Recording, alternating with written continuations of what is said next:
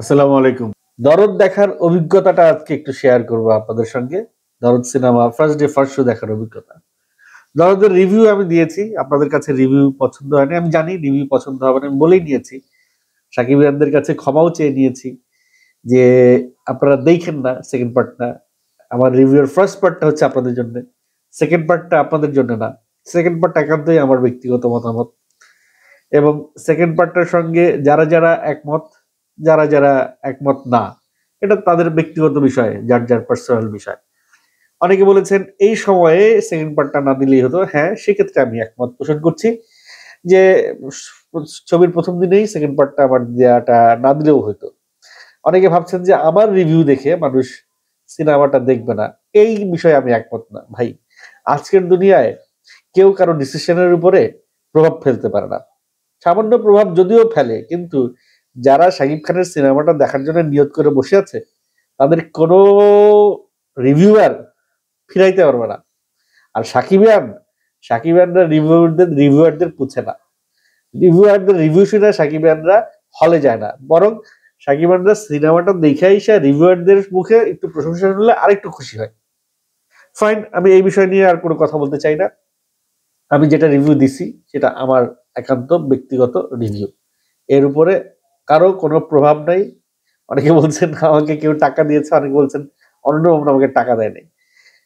টাকা দিয়ে আমি রিভিউ দেই কিনা বা টাকা খেয়ে আমি রিভিউ করি কিনা, এই বিষয়ে আমি কোনো আলাপই করতে চাই না। একেবারেই আমার জন্য একেবারে তুচ্ছ একটা বিষয় এই বিষয়টা। কারণ যেটা না সেটা নিয়ে আলাপ করলে বরং সেটাকে আরো প্রাধান্য বেশি দেওয়া হয়। সো এই বিষয়টা আমি উড়িয়ে দিচ্ছি। কোনো ইয়েই আসে না, চান্সই নাই ওই বিষয়ে কথা বলার। কেউ টাকা দেওয়ার সাহস পাবে আমাকে, সেই সুযোগও নাই। তো যাই হোক, আমার দরদ দেখার অভিজ্ঞতাটা বলি। শুক্রবার চিন্তা করেছিলাম ফার্স্ট ডে ফার্স্ট শোটা দেখব। তো শুক্রবার যেটা হয় ম্যাক্সিমাম হলে শুক্রবার তারা জুম্মার নামাজের পরে শো করে। কিছু কিছু হল জুম্মার নামাজের আগে শো করে, তবে ম্যাক্সিমাম হলগুলোতে হচ্ছে শুক্রবারে জুম্মার নামাজের পরে করে। তো আমার ধারণা ছিল যে দিয়াবাড়িতে সিনেমা দেখব। তো দিয়াবাড়িতে 12টায় শো শুরু। তো 12টায় শো শুরু হলে জুম্মার নামাজটা মাঝখানে পড়ে যায়।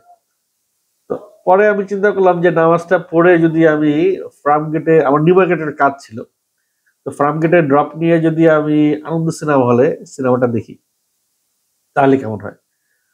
তো যেহেতু আনন্দ সিনেমা হল, সো অবভিয়াসলি সেটা 9টার শো বা 10টার শো করবে, তারপরে পরেরটা 2টার শো বা 3টা শো করবে। তাই হয়েছিল, আনন্দ সিনেমা হলেও তাই হয়। তো আমি যখন আনন্দ সিনেমা হলে গিয়ে পৌঁছাই, আমি উত্তরা থেকে ভিআইপি বাসে উঠলাম। একবারে এক্সপ্রেসওয়ে দিয়ে ফার্ম গেটে গিয়ে নামাই দিল, 10-15 মিনিট টাইম লাগলো উত্তরা থেকে। তো টিকিট কাটতে গেলাম। টিকিট কাটতে গিয়ে দেখি যে উপরে টিকিট কাউন্টারে লেখা 100 টাকা, মানে ড্রেস সার্কেল যেটা ডিসি। পরের শো কটা?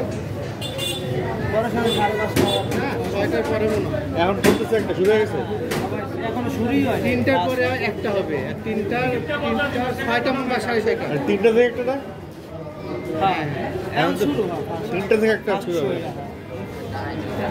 ও আচ্ছা, জুম্মার দিন 3টা থেকে শুরু হয়। 3:15 সম্ভবত।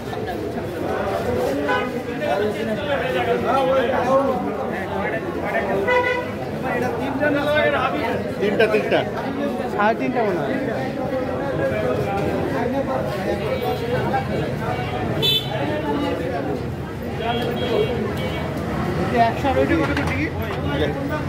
ব্ল্যাকে টিকিট বিক্রি হয় না এখন না, আর সন্ধ্যা 6টায় ওনার হাতে টাকা কেন? ব্ল্যাকিং করে টিকিট ছাড় টাকা নেওয়া করতেছে।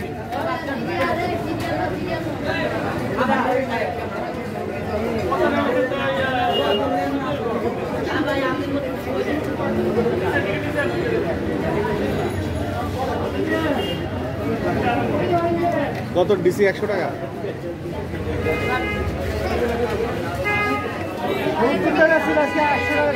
হ্যাঁ, কালকে 70 ছিল। ও আজকে 100 টাকা। আবার কালকে 70, শনিবারে 70, শনিবারে কত থাকে 70?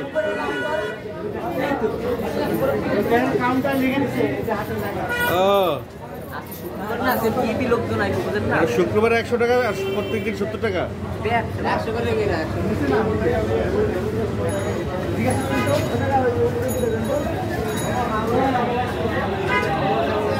এয়ার সার্কেলে বসে আসলে দেখে মানুষ, তো ওখানে বসেও টিকিট, ওইখানে বসেও সিনেমা দেখে, কিন্তু আমি আসলে অতটা নিতে পারতাম না একেবারে ওই ডিয়ারে স্টলে বসে। ড্রেস সার্কেলে গেলাম, আগে ছিল শাকিব খানের সিনেমাটা লাগার আগে ছিল 70 টাকা টিকিট। শুধুমাত্র শাকিব খানের কারণে টিকিটের দাম করা হয়েছে 100 টাকা, কারণ তারা জানে যে শাকিব খানের সিনেমা দেখতে হলে পাবলিক আসবেই, এবং এই সুযোগটাই আনন্দ সিনেমা হল কাজে লাগাইছে। এবং সেই জিনিসটাই দেখলাম সেখানে গিয়ে, আমাকেও 100 টাকা দিয়ে টিকিট কাটতে হলো।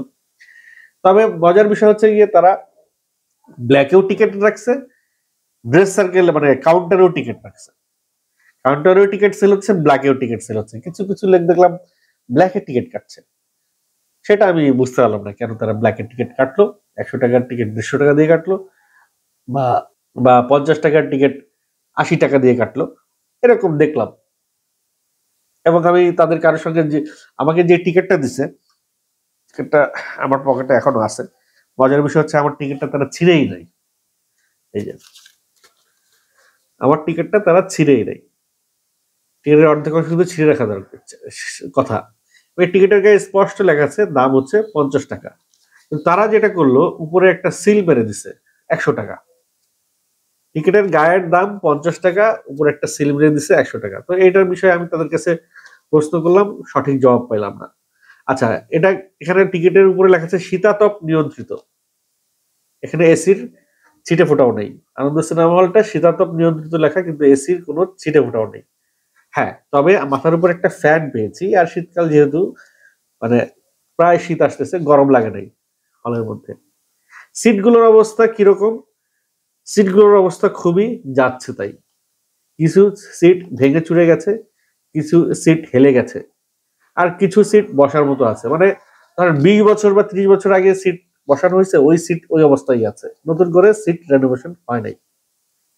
আচ্ছা, কেন আমি আনন্দ সিনেমা হলে সিনেমাটা দেখলাম? অনেকেই প্রশ্ন করবেন, অনেকেই বলবেন এটা কোনো হল হইলো, এটা কোনো সিনেমা হল হইলো যে আপনি আনন্দ সিনেমা হলে সিনেমা দেখবেন? আমি তাদের উত্তরে বলতে চাই যে যে কয়জন মানুষ সিনেপ্লেক্সে সিনেমা দেখে, যে কয়জন মানুষ মাল্টিপ্লেক্সে সিনেমা দেখে, তার 10 থেকে 15 গুণ বেশি মানুষ এই সমস্ত হলে সিনেমা দেখে। অর্থাৎ শাকিব খানের জন্য শাকিব যে কোনো সিনেমার মূল যে টাকাটা আসে সেটা হচ্ছে সিঙ্গেল স্ক্রিন থেকে আসে। আবার আরো একটা বিষয় আছে, সিনেপ্লেক্সে 350 টাকায় টিকিট বিক্রি হলেও মালিক কিন্তু পায় 4 ভাগের 1 ভাগ। আবার সেটা থেকেও কেটে কুটে দেখা গেছে 350 টাকা থেকে সে পাবে 20 থেকে 25 টাকা। আর সিঙ্গেল স্ক্রিনে যদি 100 টাকা টিকিট সেল হয়, টিকিটের গায়ে যদি 100 টাকা থাকে, তাহলে মালিক পাবে 50 টাকা। কোথায় 4 ভাগের 1 ভাগ বা তারও কম, আর কোথায় অর্ধেক। অর্থাৎ হিসাব করলে দেখা যায় যে সিঙ্গেল স্ক্রিনে সিনেপ্লেক্সে যে টাকাটা পায়, সিঙ্গেল স্ক্রিনে তার ডাবল টাকা পায় বা তারও বেশি টাকা পায়। আচ্ছা, এখন প্রসঙ্গে আসি, কেন আমি এই আনন্দ সিনেমা হলে সিনেমাটা দেখলাম। আমি এর আগে রাজকুমার দেখেছি সৈনিক ক্লাবে, প্রিয়তমা দেখেছি সৈনিক ক্লাবে, এবং সেকেন্ড টাইম আমি সিনেমাটা স্টার সিনেপ্লেক্সে গিয়ে দেখি। কারণটা পরে বলছি কেন পরে স্টার সিনেপ্লেক্সে গিয়ে দেখি।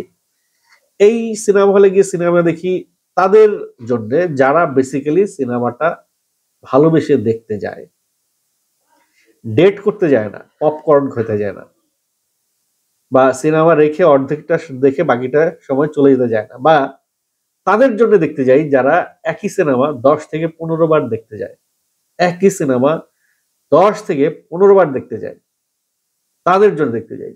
আমি তাদের জন্য এই সিনেমাটা দেখতে যাই যারা সিনেমাটাকে এনজয় করে, লাউডলি হাততালি দেয়, শীষ দেয়।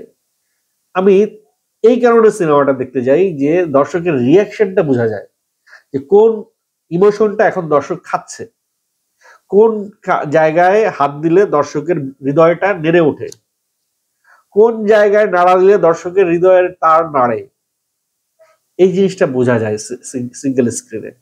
সিনেপ্লেক্সে এগুলো বোঝা যায় না। সিনেপ্লেক্সে সব রোবট দর্শক, খুব বেশি তারা চিৎকার করে না, তারা সম্ভ্রান্ত পরিবার থেকে আসে, সুশীল সমাজ থেকে আসে। ইদানিং আমাদের হাতে অনেক টাকা হয়েছে, অনেক নিম্ন মধ্যবিত্তর পরিবারের সদস্যরাও সিনেপ্লেক্সে যায়। 350 টাকা যখন টিকিটের দাম, 250 টাকা যখন টিকিটের দাম, তখন তারা যায়। গিয়ে ওই 250-300 টাকা কিন্তু তাদের ম্যানেজ করতে কষ্ট হলেও তারা যায়, গিয়ে কোনো মতে আরাম আয়েশ করে সিনেমাটা দেখে আসে। কিন্তু এই সিঙ্গেল স্ক্রিনে সিনেমাটা যদি যখন আপনি দেখবেন, তখন আপনি রিয়েল সাকিবিয়ান, শাকিব খানের যে রিয়েল ফ্যান, স্টারডম কি জিনিস, সেটা আপনি সিঙ্গেল স্ক্রিনে গিয়ে বুঝবেন, আদারওয়াইজ বুঝবেন না।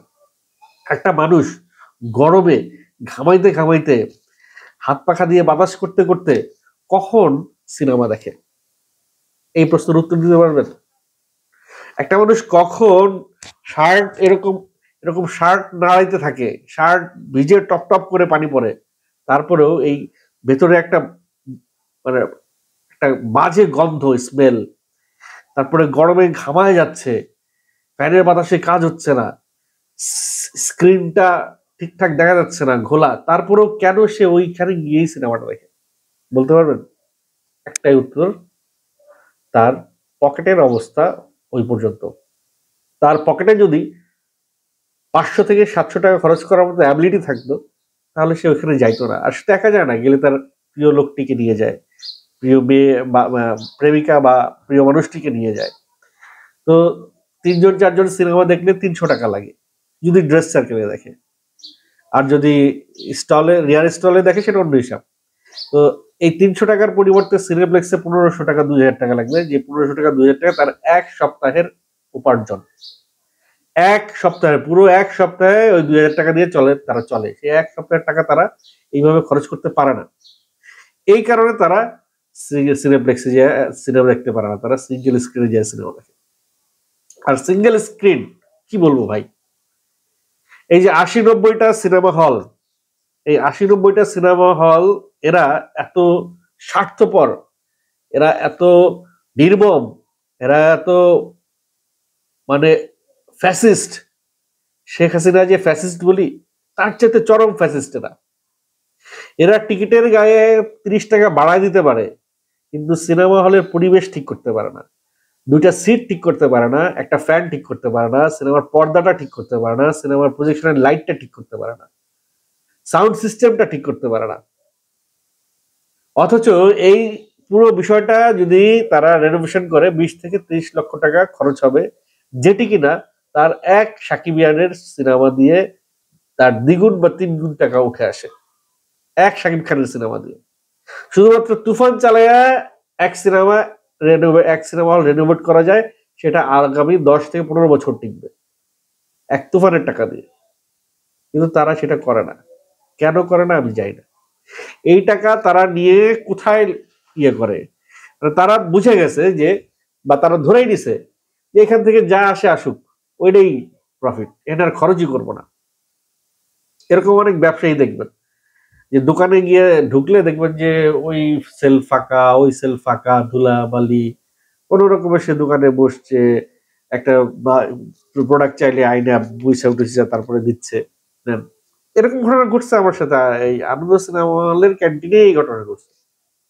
ক্যান্টিনে কোনো খাবারের কিছু নাই, কয়টা চিপস আছে আর কিছু পানীয় আছে, যেগুলো সবাই খায় না।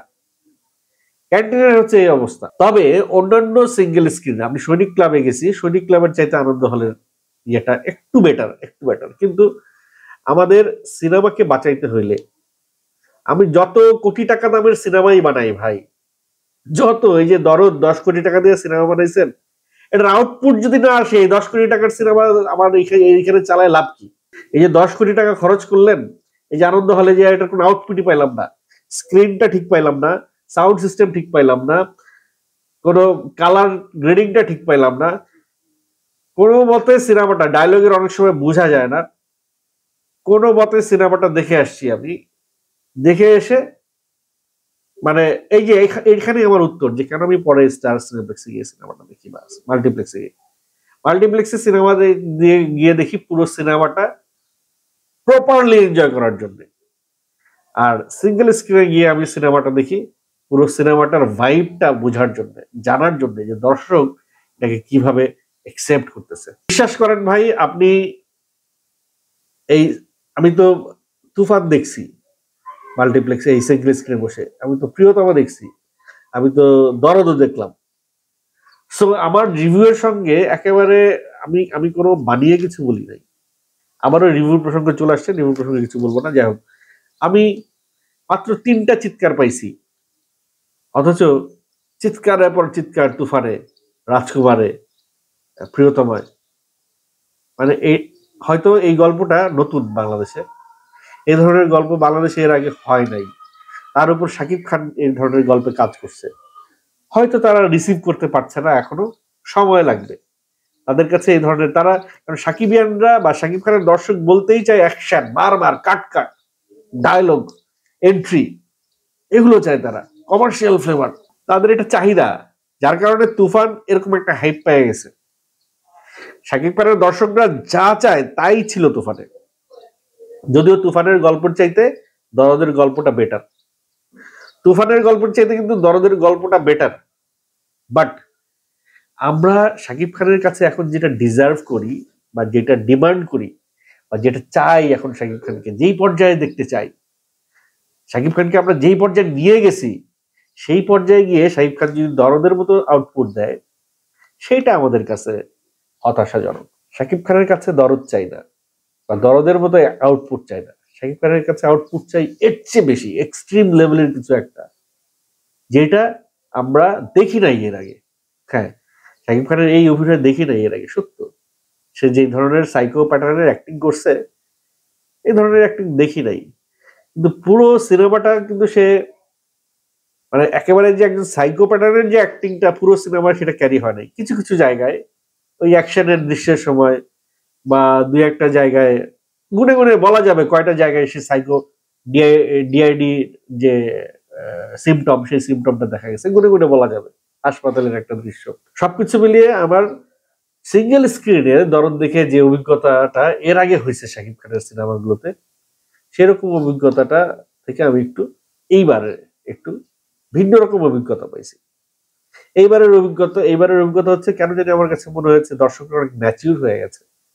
দর্শকরা হয়তো এখন আর তাদেরকে তাদের হৃদয়ের তারগুলো নাড়া দিতে পারছে না গল্পের এই প্যাটার্নটা।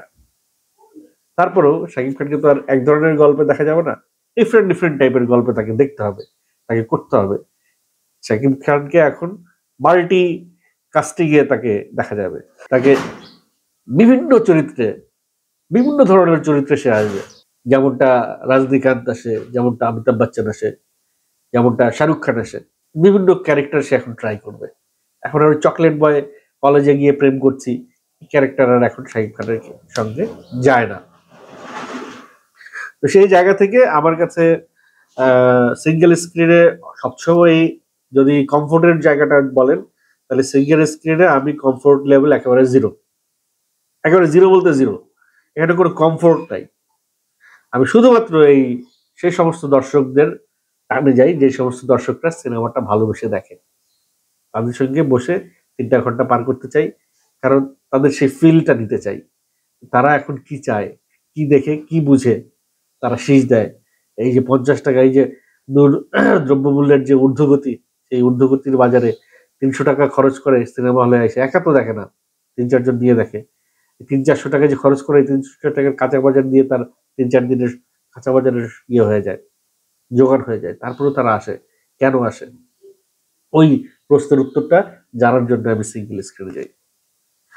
সো এইটার দরদের আরেকটা শো আমি দেখবো, সেটা অবভিয়াসলি সিনেপ্লেক্স বা মাল্টিপ্লেক্সের কোনো একটা জায়গায়, এবং সেইটা দেখে হয়তো আরেকটা রিভিউ আমি দেবো, কারণ অনেক কিছুই আমি মিস করেছি সিঙ্গেল স্ক্রিনে, সেই সাউন্ড থেকে শুরু করে, যদিও এই বিষয়গুলো নিয়ে আমি আমার রিভিউতে কথা বলি নাই। যাই হোক, ওভারঅল দরদ খুব ভালো ব্যবসা করছে, এটা হচ্ছে সবচেয়ে বড় কথা। দর্শক যাচ্ছে হলে, প্রচুর দর্শক হয়েছে। সিনেপ্লেক্সে মাল্টিপ্লেক্স গুলো প্রথম দিকে 30 লক্ষ টাকা আর্ন করছে দরদ বিক্রি করে, যেটা তুফানকে সে ছাড়িয়ে গেছে। শাকিব খানকেই ছাড়িয়ে গেছে সেল দিয়ে। ঈদ ছাড়া ঈদের মৌসুম ছাড়া এরকম একটা সেল রিপোর্ট দরদের আসছে যেটা হতবাক করার মতো। ঈদ ছাড়া, ঈদের মৌসুম ছাড়া শাকিব খানের সিনেমা তুফানের সেল, প্রথম দিনের সেল রেকর্ড ক্রস করে গেছে। এটা ভাই মারহাবা, মারহাবা। এটা একমাত্র সম্ভব হয়েছে শাকিব খানের ফ্যানদের জন্য। শাকিব খানের ফ্যানরা এই যে অনন্য মামুন, দরদের কোন রকম পাবলিসিটি, বলতে গেলে পাবলিসিটি করেই নাই, অথচ শাকিব খানের ফ্যানরা নিজ দায়িত্বে টাকা কালেকশন করে নিজেরা চাঁদা তুলে তারপরে এই ইয়ে করছে, দরদের প্রচারণা চালাইছে। এবং এই রিলিজের মুক্তির দিনও তারা মধুমিতা সিনেমা হলে ব্যান্ড পার্টি, ঘোরা, তারপরে নিজেদের একটা ড্রেস কোডও দিছে, পাঞ্জাবি টাঞ্জাবি পরে ভাই, সে কি এক মানে অবস্থা, এলাহি কাণ্ড। এই যে সাকিবিয়ানরা যদি না থাকতো, এই সাকিবিয়ানরা যদি না থাকতো, সাকিব খানের এই ফ্যান্ডম, এই স্টারডম, এই ফ্যান বেজ যদি না থাকতো, তাহলে এই দরদ সিনেমাটা, ওই যে আরিফিন শুভরা যেই সিনেমা করে, সিয়াম আহমেদ যেই সিনেমা করে, বা অন্যান্য হিরোরা যেই সিনেমা করে, লাস্ট কোন সিনেমা রিলিজ হয়েছে, যে রিলিজ হয় কিন্তু কোন দিন আসে কোন দিন যায় বুঝতে পারি না, ওরকম কিছু হয়ে যেত। তো hats off to all the Shakibian. আজকে সাকিবিয়ানরা আছে বলেই দরদের এই রেজাল্ট। একটা এভারেজ গল্প একটা হিট সিনেমার দিকে চলে যাচ্ছে, হয়তো ব্লকবাস্টার হয়ে যাবে দরদ। আমিও তাই আশা করি দরদ ব্লকবাস্টার হোক। একমাত্র সাকিবিয়ান এবং সাকিবিয়ানরাই এই সিনেমাটাকে হিট থেকে ব্লকবাস্টারের দিকে নিয়ে যাচ্ছে। তো once again, hats off to all the Shakibians.